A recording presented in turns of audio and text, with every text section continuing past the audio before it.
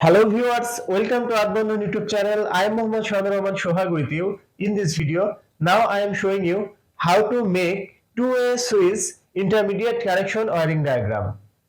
If you are new to my channel, please be subscribed and stay with me. Press the bell icon for more my video. If you already subscribed, thank you so much. So viewers, let's start. Double pole MCB circuit breaker, two-way switch, 4-terminal intermediate switch, two-way switch 2, bulb,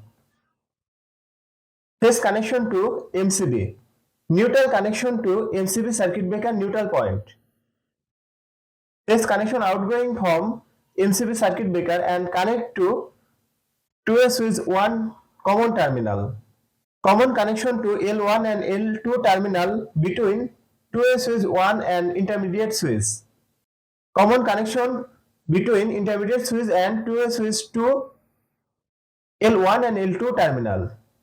Phase connection outgoing from 2way switch to common terminal to bulb, neutral connection connected to bulb. Now it's ready for use. So viewers, that's my video. If you like my video, please like and share my video to your friend. Thanks for watching my video and thanks for being with me. Thank you so much.